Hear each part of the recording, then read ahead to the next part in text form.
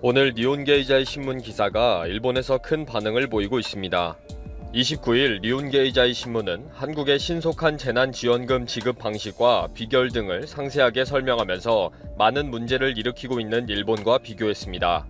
한국은 불과 2주 만에 97%의 가구의 지급을 마쳤다 라고 놀라워하면서 그 비결을 4가지로 나눠서 분석했습니다. 오후에 이 기사가 야후 재팬에 올라가면서 일본 네티즌들이 댓글을 달기 시작했습니다. 일본은 1인당 10만엔씩 특별정예 급부금을 지급하면서 엄청난 혼란을 겪고 있습니다. 온라인 신청이 우편 신청보다 시간이 더 걸려서 관공서는 제발 우편 신청을 해달라고 호소를 할 지경이며 관공서에는 도장과 신분증을 들고 계속 줄을 서 있는 상황입니다. 사이타마시만 하더라도 온라인 신청서의 20%가 잘못된 내용들을 기입해서 일일이 확인해야 하다 보니 6월 중순이 되어야 지급이 가능하다고 28일 기자회견을 했습니다. 일부 이중 지급된 가구도 있고 계좌번호 오류 등의 문제가 상당해서 어쩔 수 없으니 이해를 해달라고 시장이 말했습니다. 또 오사카의 네야가와시에서 2196명에게 이중으로 지급했다고 해서 28일 기자회견에서 사과했습니다. 총 2억 1960만엔, 약 25억 2500만원을 다시 환불하라고 지금 전화를 돌리고 있다는 것입니다. 시장의 해명에 의하면 입금 완료를 데이터베이스에 기록하지 않아서 그렇다고 하는데 정확한 내막은 알 수가 없는 일이죠. 온라인 신청서를 일일이 인쇄해 확인하고 다시 직원이 수작업으로 입력하는 과정에서 생긴 사태일 것으로 보고 있습니다. 또 오늘은 홋카이도의 무로란시에서도 일부 가구에 실수로 2번이나 지급을 하게 된 것이 밝혀졌습니다. 오늘 오후 3시 30분에 긴급 기자회견을 열어 자세한 사정을 설명한다고 했습니다. 아마 네야가와시와 같은 이유겠죠. 오늘 오후에는 이바라키현 고가시청에 47세의 남성이 방문해서 직원에게 흉기를 들이대면서 빨리 급부금을 가지고 와라 라고 협박을 하다가 체포되는 일이 생겼습니다. 용의자는 급부금을 신청한 지 아주 오래되었는데 아무 소식이 없어서 너무 화가 나서 빨리 달라고 한 것뿐이다 라고 말했다고 하네요. 이런 혼란과 사건 사고는 일일이 다 말을 할 수가 없을 정도로 일본에서 매일 쏟아지고 있습니다. 니온게이자이 신문은 한국은 신속하게 지급하고 가게 등에서 재난지원금 사용 가능이라고 붙여놓고 시장에서 이미 활용하고 있는 것이 신기한 것입니다. 도대체 한국의 비결은 무엇일까 분석해서 기사화했습니다. 첫 번째는 신용카드 회사의 시스템과 연결이 된 것이었습니다. 신용카드사의 홈페이지에서 신청을 하면 이틀 내로 카드에 바로 입금이 되는 시기라는 거죠. 5월 11일부터 접수를 받았는데 단 보름 만에 한국 국민의 67%가 카드로 지급을 받아버렸다는 것입니다. 그리고는 카드로 지급된 금액은 지정된 소규모 가게와 전통시장에서만 사용이 가능하도록 시스템화되어 있다는 것입니다. 이런 신용카드 회사의 인프라를 활용한 지원금 지급 시스템은 일본은 불가능하다고 지적하고 있습니다. 아직도 일본은 현금 사용을 주로 하고 있기 때문이라는 거죠. 두 번째는 요일제를 도입한 것입니다. 마스크를 배부할 때와 마찬가지로 자신의 출생연도에 맞춰서 관공서를 방문하는 날짜를 지정하는 것이 신기하다는 것입니다. 또 시기가 지나면 다시 요일제를 해제했다고 했습니다. 일시적으로 몰리게 되는 경우를 감안해 착안한 것인데 이것이 실제로는 상당히 효율적이라는 거죠. 이런 것까지 놀라워하는 일본이 더 놀랍네요. 세 번째로는 C19가 안정세로 들어선 때에 적절한 타이밍에 지원금을 지급한 것이라고 봤습니다. 니온게이자이 신문은 한국이 5월에 들어서면서 소비자 심리 지수가 상승되는 시점에 지원금을 지급하면서 시장 경제에 바로 효과가 나타나게 되었다고 지적했습니다. 마지막으로 이렇게 한국은 진작부터 정부와 국민 개인에게까지 디지털화가 되어 있다고 놀라워했습니다. 한국은 정권이 바뀌더라도 30년 동안 꾸준히 디지털화를 해왔다 라는 조남재 한양대 교수의 인터뷰를 소개했습니다. 니온게이자이 신문은 한국의 속도와 유연함은 놀랍다 라고 결론을 내렸습니다. 이 기사를 보면서 일본 네티즌들의 반응이 궁금했는데 오늘 오후에 야후 재팬의 중앙일보 기사로 올라왔습니다. 일본 네티즌들의 반응은 역시 뜨거웠습니다. 한국처럼 국민들에게 개인 번호를 부여하고 은행 계좌와 연결시키면 어느 나라나 다 빠르게 할 수 있다. 일본도 마이넘버를 사용하면 빨리 할 수 있지만 그동안 친한 좌익 미디어가 가장 반대를 해왔다. 정말 밑도 끝도 없는 이 댓글이 몇천 개의 좋아요를 받은 탑 댓글입니다. 아사히 신문 등을 친한 좌익 미디어로 말하나요? 참 어이가 없어서. 이 밑으로 좋아요를 많이 받은 순서대로의 댓글도 개그 콘서트를 하고 있습니다. 그냥 웃으면서 읽어보면 딱 좋은 수준들입니다. 국가에서 개인정보를 관리하는 것은 좌파 정권에서 다른 방향으로 사용하고 있으니 조심하는 것이 좋을 것 같다. 일본과 달리 개인정보를 정부가 쥐고 있는 전쟁국가 한국은 자화자찬할 필요 없다. 전쟁 국가와 평화 일본, 어느 쪽이 안전하다고 생각하는가 기자 양반. 국민 개인 번호와 은행 계좌 등 개인이 완전히 정부에 잡혀있다. 일본 언론은 이 뒷면을 추적해 보도해야 한다. 국민 총 번호제로 개인의 카드 사용 상황, 위치 등 모두 국가가 통제하고 있는 감시 국가를 일본뿐 아니라 전 세계에서도 도입할 수 없는 방법이다.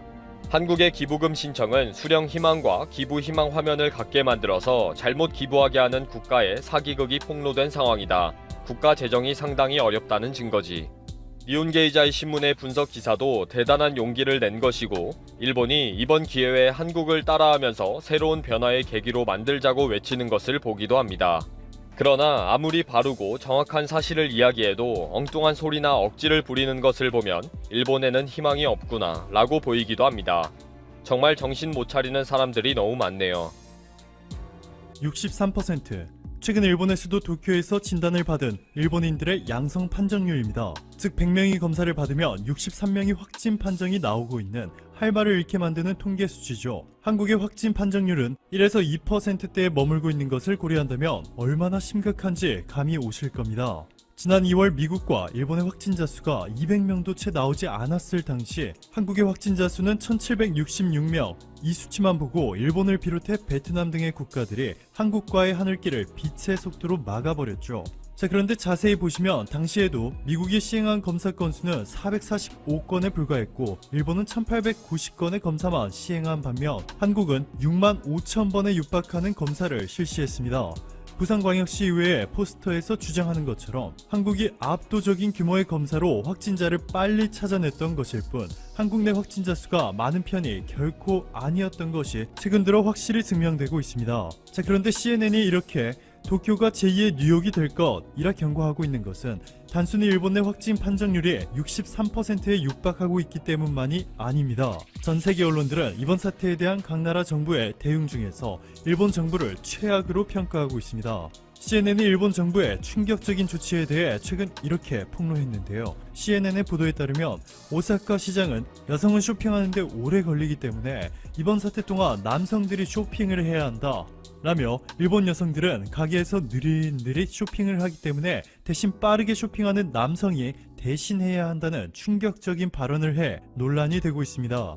세계경제포럼이 발표한 2020년 성차별 격차 지수에서 일본이 153개국 중 121위를 차지한 것이 전혀 놀랍지 않죠. 일본의 충격적인 대응 상황은 여기서 멈추지 않습니다. 아베 총리의 부인 아베 아키에가 일본이 국가 비상사태인 상황에서 이렇게 마스크도 착용하지 않은 채 단체 여행 프로그램에 참여해 오이타현에 있는 우사신궁을 들린 모습이 이렇게 공개되면서 일본 국민들의 분노를 사고 있고, NHK의 보도에 따르면 일본 오사카시의 한 재활병원에서는 최근 당직 근무를 설 인력이 부족하다며 확진 판정을 받은 간호사를 근무시키는 황당한 일까지 발생했는데요. 결국 이 일본 병원에서는 126명의 집단 감염이 발생했고 일본 전역에서는 513명의 의료 종사자가 확진 판정을 받은 가운데 병원 내 감염자는 빠르게 1000명을 돌파하였습니다. 이렇게 심지어 일본의 의료기관까지 신뢰도가 추락하자 갈 곳을 잃은 일본인들이 일본을 떠나 한국에 오겠다는 집단적 움직임을 보이고 있습니다. 한 일본인은 현재 한국 대사관에 여행 비자를 받는 법이 일본인들 사이에서 빠르게 공유되고 있다 라며 한국에 입국하며 14일간 140만원을 지불하고 격리시설에서 먼저 지내야 한다.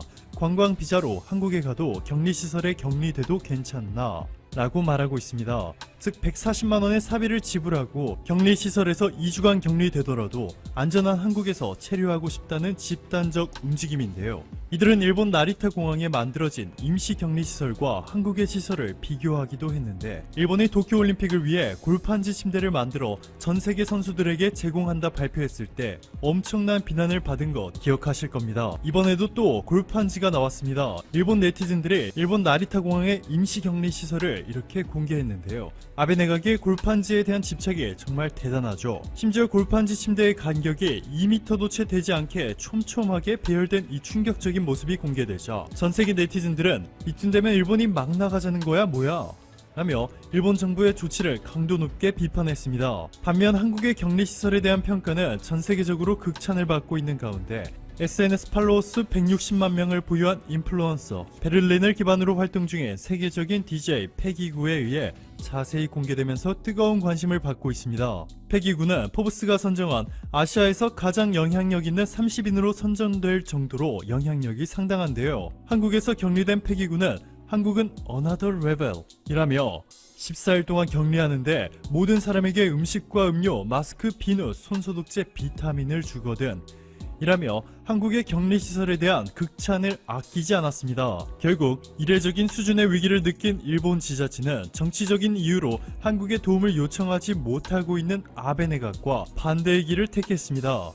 SBS의 단독 보도에 따르면 정부 소식통이 익명을 요구한 일본의 A현이 최근 한국 총영사관에 한국산 마스크를 구매하고 싶다며 지원해달라 요청한 것으로 전해졌습니다. 한국 측은 마스크는 수출 규제 품목이기 때문에 불가능하다는 뜻을 밝히자 이번에는 후쿠오카의 유력 인사가 한국 총영사관에 한국산 진단키트를 구입하는 방법과 승차 검사 등에 대해 자세한 설명을 요청한 것으로 밝혀졌습니다. 미국 MBC 스포츠가 최근 명언을 하나 남겼네요. 한국은 최고의 시나리오를, 일본은 최악의 시나리오를 쓰고 있다. 오늘도 감사합니다. 최고의 하루 보내시길 바랄게요.